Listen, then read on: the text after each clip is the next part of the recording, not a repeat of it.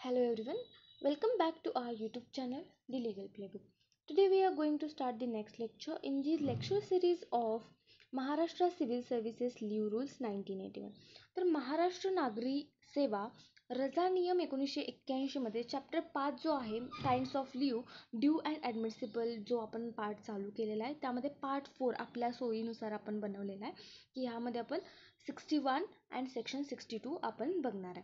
तर चला स्टार्ट करूया. सेक्शन 61 काय आहे, 62 आणि ह्याच्या आधीचे जर तुम्ही सेक्शन्स कव्हर केले नसतील तर आधी ते सेक्शन्स कव्हर करून घ्या. मागच्या व्हिडिओजमध्ये ते कव्हर केलेले आहेत. तर चला स्टार्ट करूया सेक्शन 61ला. ओके, तर ह्यामध्ये 61 जो आहे कम्युटेड लीवमध्ये, तर कम्युटेड लीव जो आहे, commuted leave not exceeding half the amount of half pay leave due may be granted on medical certificate to a grant government servant subject to the following conditions. तर कोणकोणते conditions आहेत ह्यामध्ये, मीनिंग बघा. सगळ्यात पहिला कम्युटेड leave म्हणजे काय असतं.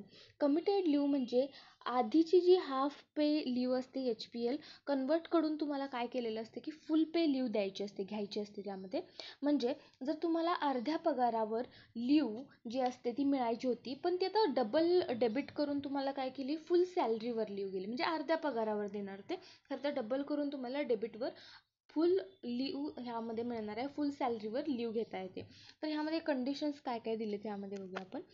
ए मध्ये काय म्हणलं, कोणतं कंडिशन दिलं की कॉम्पिटंट ऑथॉरिटी जो आहे म्हणजे authority competent to grant leave is satisfied that there is a reasonable prospect of the government servant returning to duty on its expiry. म्हणजेच काय आहे यामध्ये, जो कॉम्पिटंट ऑथॉरिटी आहे, जो ऑफिसर लीव सँक्शन करतो तो, म्हणजे जो कॉम्पिटंट ऑथॉरिटी म्हणजे काय, जो ऑफिसर कॉम्पिटंट आहे की लीव सँक्शन करण्यासाठी, तो सॅटिस्फाईड असायला हवा की कर्मचारी ड्युटीवर काय येणार आहे, परत येणार आहे. म्हणजे तो returning on the duty, return येणार आहे. एक्सपायर झाल्यानंतर, तो टाईम पिरियड एक्सपायर झाल्यानंतर तो काय करणार आहे, ड्युटीवर परत येणार आहे. हे त्या गव्हर्नमेंटला काय, गव्हर्नर तो कोण असेल तो कॉम्पिटंट ऑथॉरिटी जो आहे त्याला काय असायला पाहिजे, इथं सॅटिस्फॅक्शन असायला पाहिजे. त्याच्यानंतर सेकंड वर्डमध्ये काय म्हणलंय की when the commuted leave is granted, when the commuted leave is granted twice the amount of such leave shall be debited against the half pay leave. म्हणजेच काय म्हणलंय की यामध्ये जेवढी कम्युटेड लीव घेतली जाते, म्हणजे जेवढी तुम्ही कम्युटेड लीव घेतलाय, आपण डेफिनेशन बघितलं सुरुवातीला की कम्युटेड लीव काय असते, त्याच्या दुप्पट हाफ पे लीव अकाउंटमधून डिडक्ट होणार आहे. डिडक्ट म्हणजे वजा होणार आहे. एक्झाम्पल बघा, जर तुम्ही आता 10 days कम्युटेड लीव घेतली असेल, 10 दिवस कम्युटेड लीव घेतला, तर तिथं काय केलं जाणार आहे, तुमचा 20 days HPL कमी होणार आहे त्यामध्ये. ओके, तर तुमचं काय होणार आहे, 20 days हाफ पे लीव कमी अकाउंटमधून कमी होणार आहे. त्याच्यानंतर सी मध्ये काय म्हणलंय, अंडरटेकिंगचा विषय आहे. तर अंडरटेकिंगमध्ये जे असतं ना, म्हणजे the authority competent to grant leave obtain and undertaking from the government servant that is in the event of his resignation or the retiring voluntarily from the service, he shall refund the difference between the leave salary drawn during the commuted leave and that admissible during the half pay leave. मग ह्यामध्ये काय म्हटले गेले की जो अंडरटेकिंगचा part असतो, म्हणजे undertaking घ्यावी लागते की तो जो म्हणजे रिझाईन केला किंवा व्हॉलंटरी रिटायरमेंट त्याने जर घेतली तर त्याने फुल पे आणि हाफ पे सॅलरीमधला फक्त फरक करावा लागतो. त्यामध्ये फरक जो असतो तो परत करावा लागतो ह्यामध्ये. ओके, दुसरा नाही. त्याच्यानंतर सेकंड पॉईंट बघा. सेकंड पॉईंटमध्ये काय म्हटलं गेलं, commuted leave up to maximum 90 days.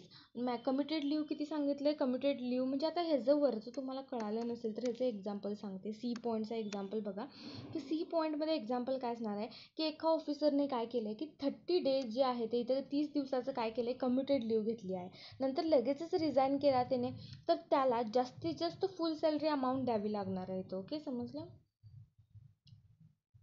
त्याच्यानंतर नेक्स्ट पॉईंट बघा, इथं सेकंड पॉईंटमध्ये काय म्हणलंय, सेकंड पॉईंट जे आहे ह्यामध्ये, त्यामध्ये काय म्हणले मी डायरेक्टली सांगते, तुम्ही नोट डाऊन करून घेणार असाल तर घ्या.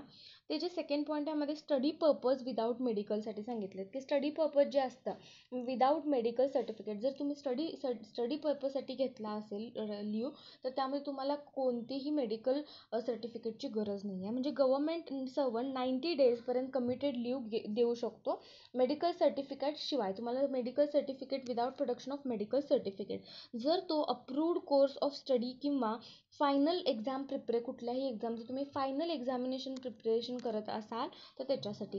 म्हणजे आता बघा की लॉ ऑफिसरने LLM पार्ट टाईम कोर्स केला आहे आणि त्यांची फायनल एक्झामची तयारीसाठी लीव घेतली आहे, तर ऑथॉरिटीने काय केलं, कोर्स ऑफ पब्लिक इंटरेस्टमध्ये म्हणून त्यांनी अप्रूव्ह त्यामध्ये केलं जाऊ शकतं, करणारच असं नाही आहे, केलं जाऊ शकतं. ते totally description on the competent ऑथॉरिटीच्या डिस्क्रिप्शनवर असतं.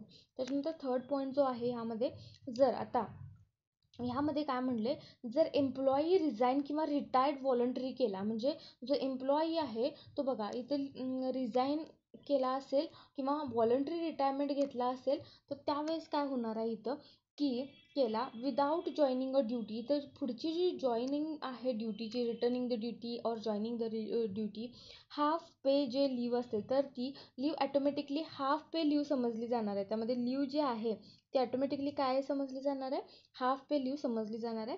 आणि जास्तीत जास्त मिळालेला जो डिफरन्स असतो ना, तो इथं काय होणार आहे, रिकवर होणार आहे. त्याला एक एक्सेप्शन पण दिलं आहे यामध्ये, की जर रिटायरमेंट इल हेल्थमुळे झाला असेल, म्हणजे इल हेल्थ म्हणजे कोणतीही असं हेल्थ कंडिशन तुमची आहे त्यामुळं किंवा इनकपॅसिटी झाली असेल आणि एम्प्लॉईचा मृत्यू झाला, तर ती रिकव्हरी होणार नाही, कारण एम्प्लॉईची काही चूक नाही आहे त्यामध्ये. ओके.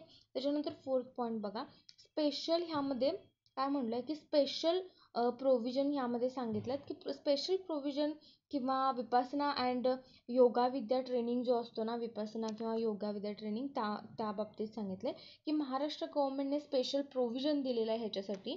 कशासाठी, 10 days विपासना म्हणजे ट्रेनिंग ऑन धम्मागिरी नाशिक जो पार्ट आहे ना, धम्मागिरी नाशिक तिथं, किंवा 10 days on yoga Vidya training इथं दिलं आहे. त्यामध्ये लोणावळा मुंबईचा जो पार्ट आहे त्यामध्ये तिथं दिला आहे, लोणावळा मुंबई आणि कैवल्या धाम ते जे आहे तिथं त्यांच्यासाठी त्यांना 10 दिवसाची सुट्टी दिलेली आहे. कमिटेड जे लीव असते त्यामध्ये पण परत त्यांनी एक कंडिशन सांगितले की मॅक्झिमम जो असतो, maximum committed leave at once times 14 days तुम्हाला मिळणार आहे, तर मॅक्झिमम लीव कमिटेड. त्याच्यानंतर वन्स 3 म्हणजे ह्याचा पार्ट जो आहे, once in 3 years maximum 6 times in entire services. 3 वर्षात तुम्हाला वन्स मिळणार आहे, एका वर्षात तुम्हाला 14 दिवस मिळणार आणि 3 वर्षात तुम्हाला मॅक्झिमम 6 वेळा तुम्हाला जे आहे ते मिळणार आहे हे लीव. त्याच्यानंतर सेकंड ह्यामध्ये काय म्हणलं आहे, सेकंड पॉईंटमध्ये ह्या पॉईंटमध्ये काय म्हणलं गेलं आहे की एम्प्लॉईला ॲडमिशन लेटर जे असतं ना, लेटर अटॅच करावं लागणार आहे. ॲडमिशन लेटर काय आहे तुमचं, जॉईनिंग रिपोर्टचं सर्टिफिकेट सबमिट करायला लागणार आहे त्यामध्ये. तर थर्ड पॉईंटमध्ये काय म्हणलं आहे, खर्च एम्प्लॉईला स्वतःच करावा लागणार आहे, तो स्वतः चालला आहे म्हणजे तो स्वतःच करणार आहे. फोर्थ पॉईंटमध्ये काय म्हणलं आहे, लीव राईट नाही, लीव हा राईट नाही आहे तुमचा. ओके. सँक्शन ऑथॉरिटीवर डिपेंड असतो, लीव हा तुमचा राईट नाही आहे. अनेकदा सांगते की leave can not be claimed as an right. Okay. तुमचं राईट म्हणून तुम्हाला कन्सिडर केलं जाणार नाही आहे. नोटमध्ये काय दिलं आहे, एम्प्लॉई अर्न लीव बाकी असली तरी कमिटेड लीव घेऊ शकतो. अर्न लीव जरी असेल, म्हणजे अर्न लीव कमिटेड लीव असेल, लीवचे प्रकार आहेत ते आपण ना नेक्स्ट लेक्चरमध्ये काय करूयात की लीवचे जेवढे प्रकार आहेत ना तेवढं मी एक्सप्लेन करते, म्हणजे तुम्हाला समजेल की हा लीव कोणता आहे. म्हणजे मी कमिटेड लीव सांगितले ना तर तुम्हाला परत एक्सप्लेन करायची मला गरज लागणार नाही. ओके. तर चला की ह्यामध्ये काय म्हणलं गेलं की एम्प्लॉई अर्न लीव बाकी असली तरी कमिटेड लीव घेऊ शकतो, तर त्याने तशी मागणी केली तरच मिळणार आहे ना, तसं तो मागणी करायला पाहिजे. त्याच्यानंतर आय होप तुम्हाला 61 समजलं असेल. 62कडे मूव्ह करूया. 62मध्ये काय दिलं आहे की लीव नॉट ड्यू. काय म्हणलं, किती सोपं आहे, लीव नॉट ड्यू. तर ह्यामध्ये काय म्हणले, आधी ॲडव्हान्समध्ये मिळणारी रजा. लीव नॉट ड्यू म्हणजे काय, तुम्हाला आधी ॲडव्हान्समध्ये जी रजा मिळते त्याला लीव नॉट ड्यू म्हणतात. आता मीनिंग बघूया आता आपण सगळ्यात पहिला, की मीनिंग असं आहे की ही लीव म्हणजे काय असणार आहे, अजून अर्न न केलेली लीव असणार आहे. म्हणजे तुम्ही अजून काम केला नाही, अजून तुमची अर्नच केला नाही लीव, तर ती जी लीव असते त्याला आपण लीव नॉट ड्यू असं म्हणतो, की हाफ पे लीव पण फ्युचरमध्ये अर्न होईल. फ्युचरमध्ये आपण डेप्ट घेतो ना, पैशाची डेप्ट घेतो त्या पद्धतीनं, की आपण फ्युचरमध्ये त्याला परत करू असं, म्हणजेच ॲडव्हान्स HPL म्हणतात ह्याला. ओके, त्यामध्ये कंडिशन्स दिल्यात. तर पहिला कंडिशन बघूया, की अथॉरिटी सॅटिस्फाईड असायला हवा की एम्प्लॉई परत ड्युटीवर येईल. अथॉरिटी पहिला सॅटिस्फाईड असायला पाहिजे की हां, एम्प्लॉई लीव घेतलाय आणि नंतर आलाच नाही तर ते अथॉरिटीच्या हातात आहे. अथॉरिटी सॅटिस्फाय असायला हवं. त्याच्यानंतर बीमध्ये काय म्हटलं आहे, की ही लीव जी असते ना त्याला फ्युचरमध्ये जितकी HPL अर्न होईल त्यापुरतीच मिळणार आहे त्याला. ओके, जेवढी HPL अर्न होणार आहे त्यापुरती त्याला मिळणार आहे. एक्झाम्पल म्हणजे काय, ऑफिसरला पुढील 2 वर्षात 120 डेज HPL मिळणार आहे, तर त्यापेक्षा जास्त त्याला ते ड्यू मिळणार नाही आहे, म्हणजे 120 दिवसापर्यंत मिळू शकतं. ओके, त्याच्यानंतर सीमध्ये काय म्हणलं आहे, की मॅक्झिमम 360 डेज जो असतो ते लीव नॉट ड्यू सर्व्हिसेसमध्ये दिली जाऊ शकते. आणि त्याच्यानंतर परत त्यामध्ये काय म्हणलं गेलं, 360 डेज तुम्ही लक्षात ठेवा. आणि त्याच्यानंतर काय 2 पॉईंट सांगितलेत बघा. At one time max 90 days, तुम्ही एका टाईमला मॅक्स 90 डेज असणार आहे, म्हणजे मेडिकल विदाऊट मेडिकल सर्टिफिकेट. आणि जर मेडिकल सर्टिफिकेट जो असतो ना, म्हणजे इन टोटल मॅक्स जो असणार आहे 180 डेज विदाऊट मेडिकल सर्टिफिकेट, बाकीच्या मेडिकल सर्टिफिकेटवर. ओके, तर ह्यामध्ये काय म्हणले, अदरवाईज मेडिकल सर्टिफिकेट. तर लक्षात आलं. त्याच्यानंतर डी पॉईंटमध्ये काय म्हणलं गेलं आहे. ओके, डी पॉईंटमध्ये ही जी लीव असते, म्हणजे ही जी तुम्ही फ्युचर लीव घ्यायला लागलाय HPL वर डेबिट केली जाणार आहे. HPL वर तुमची जी डेबिट असते ना, सेम टू सेम आपण जे डेबिट क्रेडिट करतोय ना पैशाची, तसेच असणार आहे ह्यामध्ये कन्सेप्ट. ईमध्ये जो आहे तो पॉईंट, ईमध्ये अंडरटेकिंग दिलं गेलं आहे. ईमध्ये अंडरटेकिंग घ्यावी लागते की जर एम्प्लॉई रिझाईन केला किंवा व्हॉलंटरी रिटायर्ड झाला तर त्याने लीव सॅलरी जी असते ती परत करावी आहे. म्हणजे करायची म्हणजे जेवढी त्याने सॅलरी घेतली ती परत करणार. त्याच्यानंतर 2A बघा, 2A आणि 2B मध्ये बघूया आपण.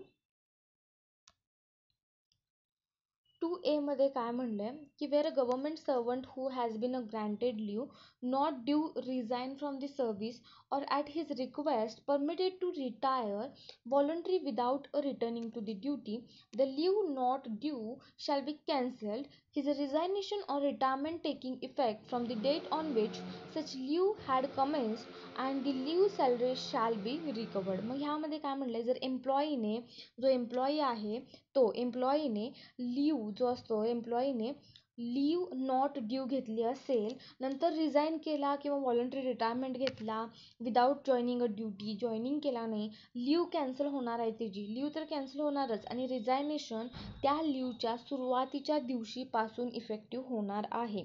सॅलरी जी आहे ती परत रिकवर करून घेतली जाणार आहे ह्यामध्ये. त्याच्यानंतर बी पॉईंट लक्षात घ्या. बी पॉईंटमध्ये एवढं म्हणलं आहे, where a government servant who having availed himself of leave not due returns to the duty but resign or retires from the service before he has earned such leave, he shall be liable to refund the leave salary to extend the leave has not been earned subsequently.